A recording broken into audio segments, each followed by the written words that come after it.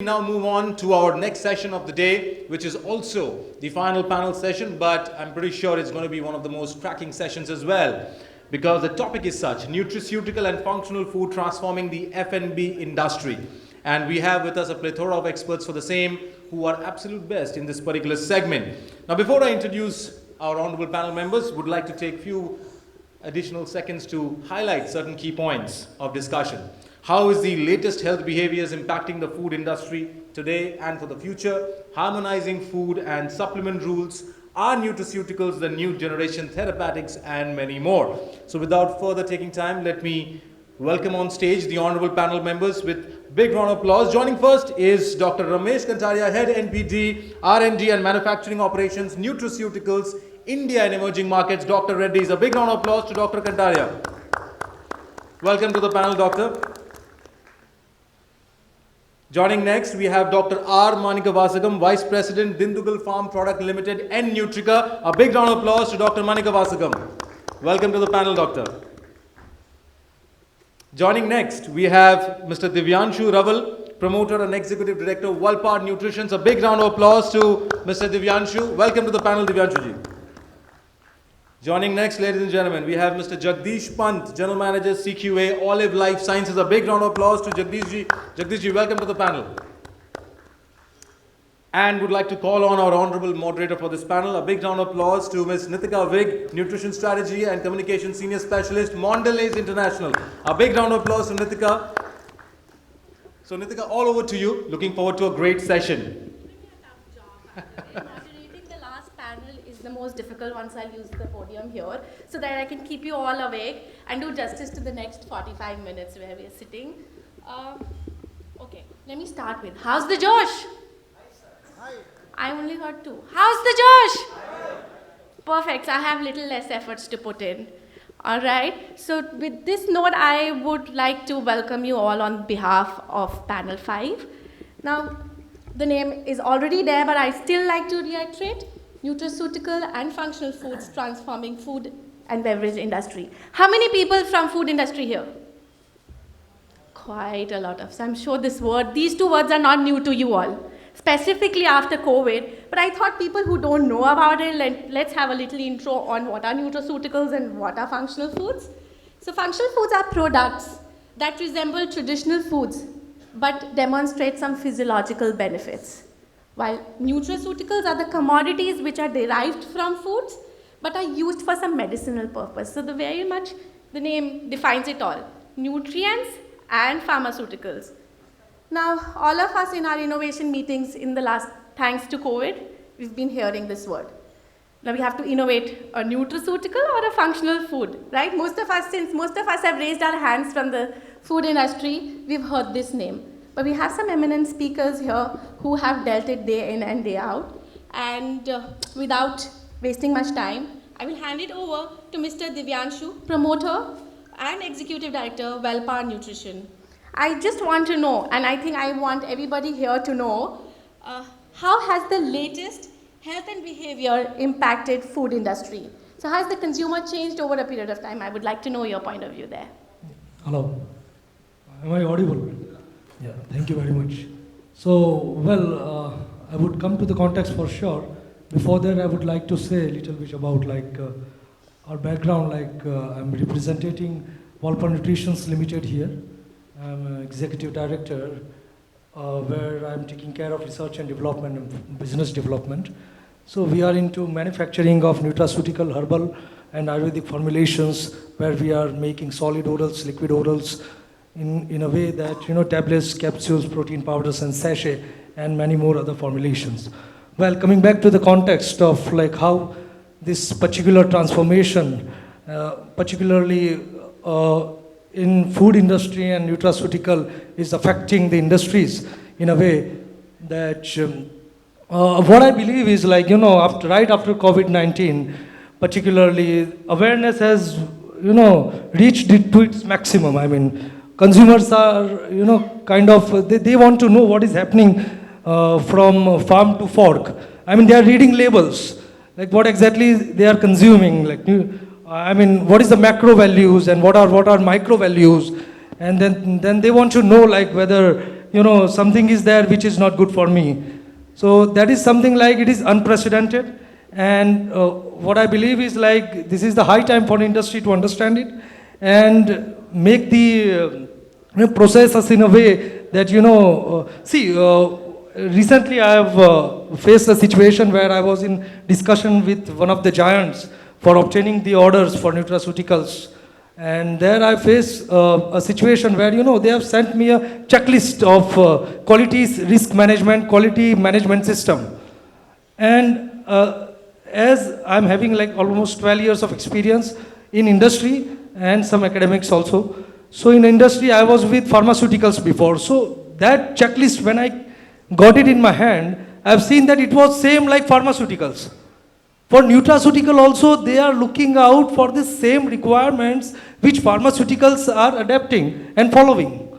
So over the period of time, what I believe is nutraceutical is going to be very much regulated, and we guys have to pull our socks and have to be ready for this. That definitely there would be a time where thorough inspection would be happening of what we are making. Everything like food, beverages, nutraceutical, functional food, anything for that matter. At the same time, another point is like sustainability. Already talked by them in last session, however. But this sustainability, people want to contribute to this earth, very earth. They want to save water. They want to, contribute in every way possible from their side. Packaging material. You see the formats, they have changed drastically. Plastics are like kind of, reduced to its minimum. And now people are using sustainable options for them. At the same time, processes in industries, those are also optimized in a way. Like I was just reading an article day before yesterday where I've seen like a really eminent organization is there where they have implemented some machineries like processes where they are claiming that they have reduced the usage of water by 50% by optimizing the way this machine is working, like for cleaning purpose and all, particularly. At the same time, also the this energy also how can be reduced, like they are inclining more towards electrical options, where, this fuel, like particularly petrol, diesel, can be reduced to its minimum and, can be shifted to renewable energy, where, we are thinking about the earth. We want to improvise how it is happening, like, this particularly, these landslides are happening around the world. And, this water is, this ice is melting. And water levels of sea has come up to 8 inches in last like 30 years. And that is giving some adverse events for sure. So people are thinking about it. So that's what I believe is over the period of time, we are going to see smart consumers, and we have to make our industry in a way that, we can match with their expectations. If that is happening, then probably we would be winning with flying colors for sure. Thank you very much. Thank you so much, Dr. Divyanshu. Dr. Ramesh, you are heading the NPD for Nutraceuticals and in Dr. Reddy. What's your opinion? How has the consumer behavior impacted the industry? So majorly, what I believe is the thought process has totally changed, especially after COVID. So after COVID, people awareness about nutraceuticals, specifically some micronutrients like vitamin C, D. People talk about it, right? Mm-hmm. Vitamin C, we need to take more. Vitamin D, of course, zinc. These are the, I think, one of the common micronutrients which has been talked about after 2020, after COVID scenario. That is one thing. Second thing is, what I strongly believe is nutraceutical has been a part of our day-to-day life, day-to-day journey since ancestors' time. But what has happened is we have moved out of it and moved to the area wherein, we inculcate the habits of having junk food and those kind of things. And we are getting away from it. However, if you see right now, 98% till I think till 2020, 98% of nutraceutical sales and market was dominated by US. and India's share was only 2% till 2020. Now it's been increasing. We are targeting around, by 2024, India is targeting around 23% market share in nutraceuticals. Wow. So which is a huge, shift from consumers' understanding from the food products and nutraceuticals. And what I personally believe, this is my personal opinion, nutraceutical, if we go and cater to the market, wherein nutraceutical is being considered as one of the product to consume, then I think that will be a challenge. It should be, as a part of your food habits. If it is being inculcated as a part of the food habit, I think the path is very easy. And also we can reach to more consumers and fulfill their needs. So I think since the consumer has become global today, everybody has an access to global data, everybody is on social media, any information can be viral.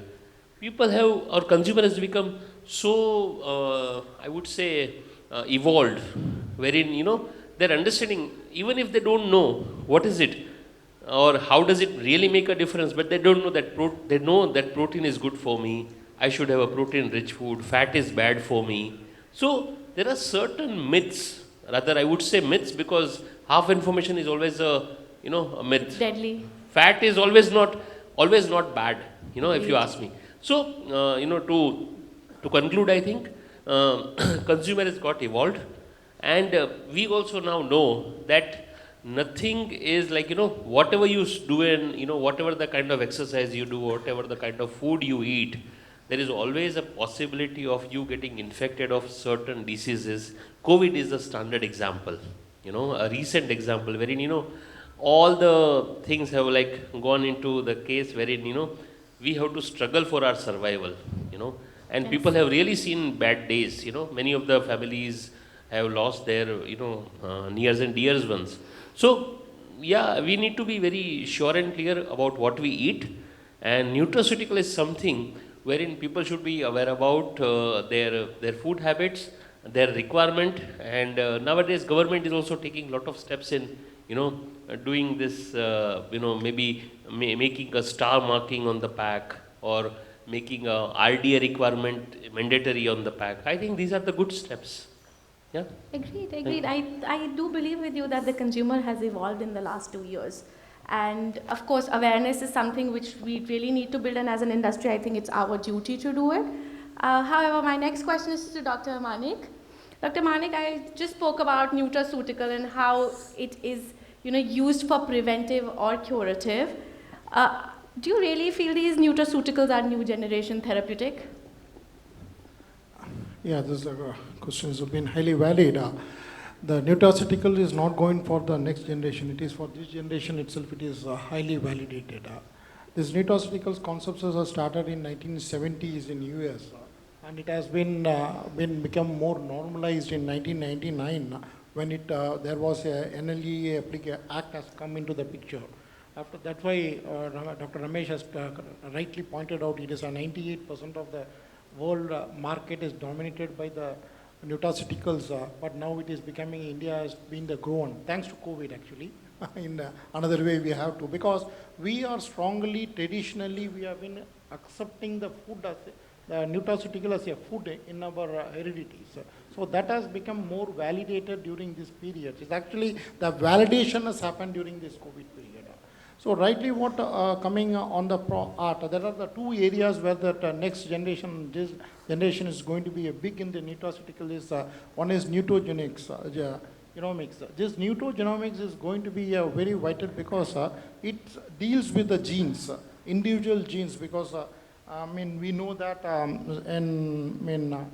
some of the farms of like cattle farms or cow farms, that individual animals will be fed with the deficiency of the nutrients, like rightly told by Dr. Ramesh, that micronutrients. So similarly, now the upcoming things are like individual persons will be talked upon the genes of the individual persons, and based on that the DNA replica will be taken care, and it will be induced in the nutraceuticals aspects. That was things is going, highly research is going on, and it has been widely accepted. rightly someone in the panel also pointed out, when a person is having a diabetic expression, he should not take certain foods. If suppose he is having a high blood pressure, he should not take this kind of coding will be taken care by the nutraceuticals, and it will be taken. That was one area. Another big area is the nanotechnology in the nutraceuticals. So see, actually what has happened in pharmaceuticals, there will be in tablets and gels, those who have been manufacturers, they will be using these polyamides, polyphenyl esters as a coating. But when it goes to the food, because there are some other adverse effect is also happening as a side effect. So, but when it comes to food, which has to be taken, that was a question was being raised. But nowadays, the milk proteins where the casein has been taken as a considerations, and it have been used for a targeted area like as gastrointestinal issues, or if there is a tumor in your stomach, it's exactly targeted to that area where it will go and it will take its own time to crack it out and cure that particular area. These are the area where this new technology is coming up. That's why I rightly want to say that it is not only for the next generation, it's already started for this generations. That was why I want to conclude with this thing. Thank you. Thank you so much. I think that's quite insightful, from genes to nanotechnology. I think nutraceutical has a long way to go, and I think a lot of research from our sides really need to come in. My next question is to Mr. Jagdish Pant. He's GM Quality Olive Life Sciences Private Limited. What's your opinion on nutraceutical being the frontline battle for consumer health? Yeah, thank you. First of all, I would like to thank Synnex, and very happy to share a stage with the eminent speaker. See, nutraceutical, as my fellow speaker already told, I just brief a bit about my company. I belong Olive Life Sciences Private Limited, Bangalore, and we are in a business of this nutraceutical function ingredient manufacturing from last 15 years. And during last 15 years, like we are, it is mostly the export market, and we are dealing with whatever the consumer is coming. We are not able to identify whether we should consider us as a food manufacturing company. We should consider as like a drug manufacturing company. The requirement, somebody is looking for, okay, whether you are GFSI certified, somebody is looking for whether your organization is Aish Premium. So you name the certification, we have to have it when you are dealing with the international market. So nutraceutical, yes, and earlier the concept was quality at any cost. But now in this competitive advantage, they wanted the latest competitive also. It is quality at optimum cost. So in this scenario, it is like very difficult to, like nutraceutical, where it stands. Basically, it is a food or it is a drug. It is in between. So status is somewhat like very confusing. Okay, and let us come back to the question what Nitika has asked. See, as a very responsible industry, like a nutraceutical manufacturer, like they can be treated as a frontline warrior who can just battle for the consumer health. Why it is required? Yes, it can be less expensive product, or over the lifestyle, the product what we are, from our ages, we are having some products. You just take an example of food, beverage, cereal, breakfast, cereals, which are part of our, food health or our just daily intake. We were only aware about what is giving us as a energy or the requirement that is fulfilling, but what nutraceutics benefit it is already having. If you are having cereal, it is having a lipid profile, your weight management, but the nutraceutic benefit is not, awareness is not there. If you see, we are taking some prebiotics, some fermented product like yogurt or some fermented pickle and all, which is having some impact in your allergy, it is having impact in your some of infection. We are having some prebiotic, vitamin C, vitamin E. After COVID years, everybody is well aware that why it need to be, it is a very good source of antioxidant. So if I just want to sum up that how it can be, so I just want to just conclude, there are 5 points. First of all, for nutraceutical, we need to address the regulation. We have to, like the guideline norms to be followed, like which is to be meant for a nutraceutical industry as an individual status. Because if the regulator would be more lenient towards these industry, if I just talk about my company, it is 95% export and we are doing B2B. Because launching a product in the retail sale market with the number of regulation guidelines, it looks difficult, so we thought, okay, let it be. So if the regulation are more industry friendly, then they would be encouraged to do more innovative idea, and they can come up with a number of like functional product which is having some Nutraceuticals benefit also. Second point is persuasion to the medical healthcare professional. In morning, my earlier boss, Mr. Atul Joshi, also mentioned, and yes, it is not new. Very long back, it told either you take food as a medicine, otherwise, over a period of time, you have to take medicine as a food. So this is very true. So when we are talking about the medical healthcare professionals, so along with the drug, I'll share one example. Just 2 years back during the COVID time, my brother-in-law was admitted in a hospital. So for 7 days, he was admitted in a hospital. 8th day, they told, if you want to meet a nutritionist, then he will suggest you something for the like how a diet plan should be. For them, it's the least priority. If you want, it is part of your course package because it comes under insurance, so it is a part of a course package. So this is like how they treat, okay. So if we just pursue the medical healthcare professionals, so rather than for the lifestyle diseases and all, rather than taking more on drug, if we can make more on this kind of preventive functional food, which will for the longer term, which will help in kind of, the healthy lifestyle. Third is regulation, sorry, not regulation, regulatory body need to be engaged, okay. And your fourth point is we need to convince the consumer.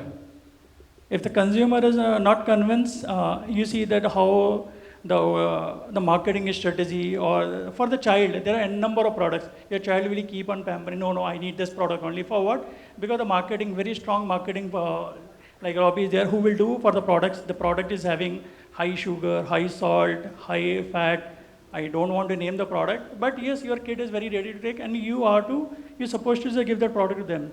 So in my opinion, like these things, if we just consider these points which need to be addressed, then our nutrition industry, yes, definitely it is the verge of requirement, the need of an hour, and we can go ahead along with that.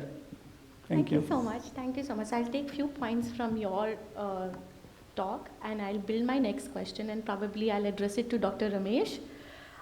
You did mention about need of regulation. You did mention about awareness. And you also mentioned about convenience to the consumer. Dr. Ramesh, what do you think are the opportunities and the barriers for the growth of nutraceuticals in India? It's a very broad question if I tell you really. So look, opportunities are many.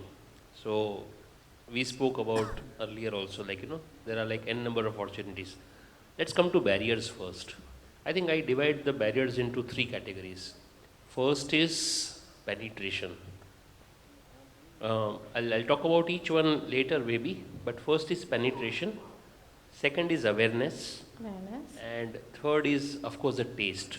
The taste. Sensorials. Yeah? So, if I put it like, I take it from the last one first. Very taste. important. Any nutraceutical products, while we are developing a nutraceutical products, my first and foremost important thing is it should be tasty. No nutraceutical products in the market I have find it, which is tasty. It has some medicinal taste, it has some aftertaste, or sometimes it is required. Consumer should also feel ki there is some herbal taste to it, there is some Ayurvedic taste to it, something of that sort, but it should be tasty. I should not feel like, that mujhe lena padta hai, or forcefully I am taking. First and foremost is something which is taste. And, there are different formats are available. Nowadays, if you talk about vitamins and minerals and all, nowadays there are gummies. Gummies are there in the market, which is like, very tasty format. So I want to reach to consumer, wherein consumer should feel like, yes, I want to have it. Even it is like not mandated by doctors. Suppose I am having something which is pre-diabetic, so pre-diabetic food or supplements I am taking. Even if I am not pre-diabetic, I should feel like having it. Yaar, ye bahut acha hai. It's very tasty. I want to take it. It's good for me. That's first thing. Taste is something which is most important thing in any nutraceutical product. Because consumer should not feel like, yuck, or having it like, I don't want to have it, or maybe chota sa le leta hu, kal nahi lunga. aaj lunga, or find out the ways and means to avoid it, that's first thing. Second thing is awareness. We are, we are urban people, so we know awareness for us is like, if you open any Insta or Facebook or wherever, you see some of the product is popping up, some of the companies are like, doing this, but actually, we are not aware about what are the right claims. There is no awareness. I am saying my product is rich in vitamin D. The smaller companies, I mean, sorry, I beg your pardon to say these words, but there are many companies which are like, just starting their business and claiming based on the product content. So my product contains maybe lemon juice powder, and my product is rich in vitamin C. That is right. That's absolutely right. But what does it take to make a claim like rich in vitamin C? There are certain levels of dosages of vitamin C per serve. So that is something very people are not aware. If I have seen there are like instances wherein people claim that whatever we declare on this is 100% right, clear label, clean label. Yes. Whatever is added has been mentioned over there, But that's right. I mean, I understand it, but where are you coming from? I mean, what kind of, if vitamin C is available, or there are minerals like iron and potassium and zinc and those kind of things which are like required, how it is bioavailable? There are certain vitamins required in your body to absorb those minerals. Absolutely. Where is that awareness? There is no awareness. My food is rich in iron, but that important vitamin is not available in your food. Then that iron will not get absorbed into your body. The bioavailability is zero. So there is no awareness. The synergistic effects of nutrients you're talking about, like iron and vitamin C. Yes, exactly. That awareness needs to come in, that Yes. when you're having your iron, it should be with, Yes. and for that matter, vitamin D with fat, Yes. or a milk product. So when you're Yes. having your vitamin D, so that synergistic effect should come in. That Exactly. awareness we need to spread. Exactly. And I think as industry, that's larger ownership to us. Yeah, ownership and to us then only. to the government, Yes, of course. Yes, of course. And I will add also, Yeah, because during exactly doctor has told that bioactive ingredients is a very important factor in the nutraceuticals. So during the storages, this bioactive ingredients will also go after the product. Yes. That has been many of the industries are not calculating that. When it is going to the consumer, when it reaches us, the effect of the nutraceutical which has been claimed will not be effective. So that is giving a negative impact to the whole industry. This is a very, very valid point. Thank you, Doctor. A very valid point, but right now I think that's where the gap is. Bioavailability, bioaccessibility is a larger pharmaceutical terms and has not come to foods yet. I think we really need to work really hard towards building it into the foods as well. Very difficult, because the food matrix is very difficult from what a medicine is, but I think that's where our job comes in. We need to find out ways to find out bioavailability or bioaccessibility of the nutrients, interaction, etc. And we Very valid point. should bring the awareness to the consumers. Valid Like point. it's in fact our responsibility only to bring the awareness to the consumer, because consumer are maybe are laymen, wherein they are aware that vitamin C is important for me, or iron is important for me.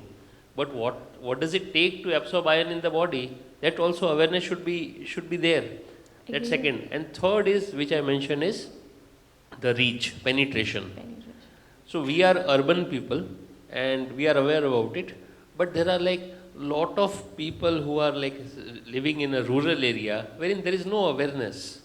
There is no awareness that there is something which is like required for your day-to-day life, and that is something which helps you. Of course, they are like in a one way they are gifted that they are eating good food, maybe organic, you can say, or as fresh as they can. But at the same time, there are certain deficiencies which is always there. Like for vegetarians, there are certain vitamins vegetarians are always deficient on certain vitamins, in your body, like B12 and all. B12. B12, not Yes. even vegetarians, the non-vegetarians, because we don't have it every day. Definitely. So these are the things which is like, I feel that, there are a lot of barriers. And also, nowadays there is a trend of, launching something, making a brand, making a D2C, the kind of checks and balances, as my fellow friend were mentioning, there are certain companies who were like, sending the QMS, it is as equivalent as pharma. But at the same time, that particular product has to compete with some of the D2C brand, wherein they don't have the even checklist.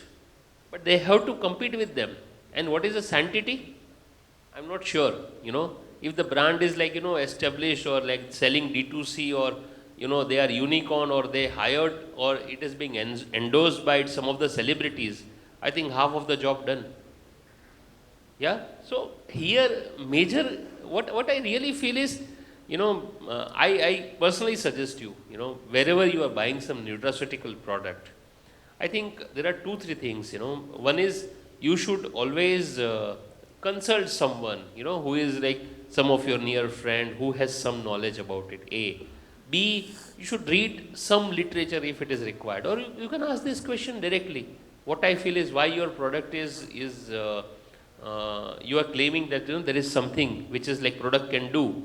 How can I believe it? What is the scientific literature if you have? If you can ask, because right now, anything is possible. You can just message them, you can just write to them, and definitely, things will definitely get some knowledge, And there are many forums, there are many webinars and all, wherein this knowledge is available. So get some knowledge, try and understand, try and, do the interactions. And third is, of course, everybody has this responsibility. Today, when I'm making a product, I have a vast experience with Unilever, Marico, and then I'm with now Dr. Reddy's. So, prima facie, my experience is majorly in foods, starting from the beverages to ice creams to culinary to soups to everything. I mean, edible oils to chocolates to biscuits. I never make a product which is not consumable or which cannot be consumed by my family. I never make a product. All the product I feel that it should be consumed, well consumed, and if they consume it, there is no harm. Whatever the category may be, ice cream bhi kha liya, that's okay. It should not have that saturated fats that much and all. But at the same time, what is important is we should eat what is in front of us. What is, and we should not say no. We should learn to say no. I would like to add one more thing, and then I will rest my case here. I have studied during my Marico days. I have studied extensively on the frying studies when we fry the food.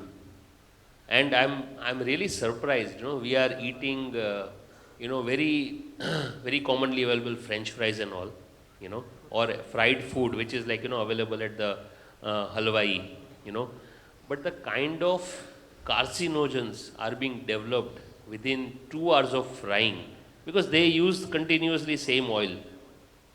And it is like really horrible. I mean, today we know at least one person who is having cancer. Everybody knows one person in their friends, relatives, acquaintance. So I'm really surprised, the kind of awareness, that is where the awareness is required. Aapko khana hai, please have it at home. French fries leke ghar pe aake kha lo, that's okay. Kuch tal lo ghar pe. Pehle hum log hota hi tha na, like when we were young. In fact, all this savories, farsan, those kind of things were not available that much in the market. And we have been making, our mothers and our dadis and all were making at home. That is the best practice. So I would really suggest, that be aware of what you are eating, have healthy food. Of course, nutraceutical is something which will definitely help you achieve your goals faster.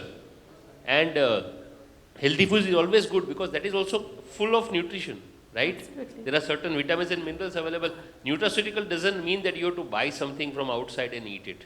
You should be aware about what you are eating, your daily needs, your requirements. And of course, there is something which is like there is a gap. I think you should have this gap bridged by the nutraceuticals. And if you are like, having some ailments or disease, then definitely this nutraceutical will help you getting some nutrition during those ailments. Yeah, so I hope I'm able to answer Absolutely, yeah. absolutely. Does anyone want to add? Of course, please. Rightly said by my very good friend. So that's what, like, choices which we are making nowadays, that is making huge difference. I mean, we should eat foods which are colorful, like vegetables, particularly fruits and vegetables. You know, polyphenols are there, flavonoids are there. When they are getting inside our body, they are full of antioxidant. Their ORAC values are very much high. Oxygen radical absorbance capacities are at par. So continuously every day, if we are having like 2 to 3 bowls of vegetables and fruit, I think we won't be in the position in the future to go to any doctor for that matter. But that is not happening around the world. And that's why, again, we have to go somewhere. Like then nutraceutical comes in the picture. So that's what is there. And some statistics right now I have with me. I'm not good with memorizing numbers, so I've written them down and, just. That's absolutely okay. We all have our chits. Daily we eat more water than we drink. It is all about sustainability. Daily we eat more water than we drink. So I was surprised reading this article where it was written that 1 kg of beef consumes 15,000 liters of water. 2 साल तक नहा सकते हैं आराम से. ऐसा 1 kg of pork, 6,000 liters of water it is consuming. You see. Then for chicken, 4,300. For bread, 1,600 liters of water. For banana, 790. For potatoes, 287 liters. And for tomatoes, 214. It's good with lycopene again. High antioxidant effect. For sure. And these following facts might make eco-friendly, beer consumers happy. 1 glass of beer, 250 ml, only 74 liters of water. It's good, sustainable in a way. Then for coffee, 152 ml is 132 liter of water. For milk, 255 liter. Wine, 125 liter. And at the end, this thing, tea is winning. Beer is not winning here. 27 liter of water only required to make 250 ml of tea. And at last but not the least, 1 kg of chocolate requires astonishingly 17,196 liter of water. So chocolate to bhai sustainable nahi hai utra. Thank you very much for this. Thank you so much, Mr. Divyanshu. I think in the interest of time, I will open the floor for questions. Just in case you have any, you can introduce yourself and ask the panelists. How's the Josh? Hi. Then I need one question at least.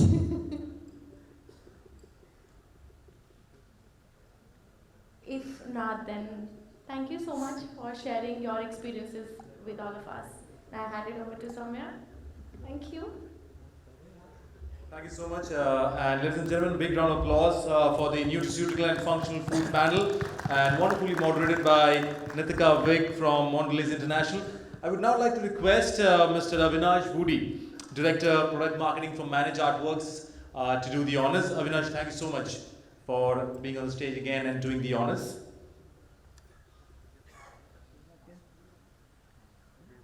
We'll start with Dr. Ramesh Kantaria. A big round of applause to Dr. Ramesh Kantaria from Dr. Reddy's for wonderfully contributing to the panel session.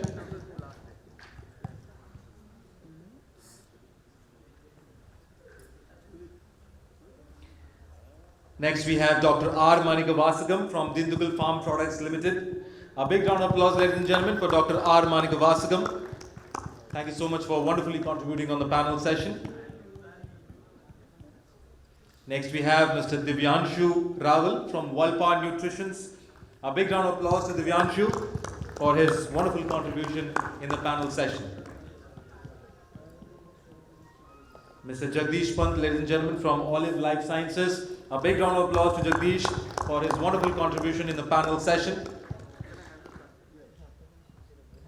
and our honorable moderator, Ms. Nitika Vig from Mondelez International. A big round of applause for Nitika for wonderfully moderating the panel session. Would request the panel members to kindly step forward for a group photograph, and Avinash, if you could also join them. So ladies and gentlemen, that was the nutraceutical and functional food transforming the F&B industry, and a wonderful panel session to conclude the proceedings of the day one. Again, the honorable panel members, Dr. Ramesh Kantaria, Dr. R. Manickavasagam, Divyanshu Raval, Jagdish Pant, and Ms. Nitika Vig as the honorable moderator. Thank you so much, and thank you so much panel members for your contribution and for that panel session, and thank you so much Avinash for doing the honors. Now ladies and gentlemen, before we take the break and end the proceedings of the day, we have hot tea and coffee served for you, so please do enjoy your evening refreshments before heading out home.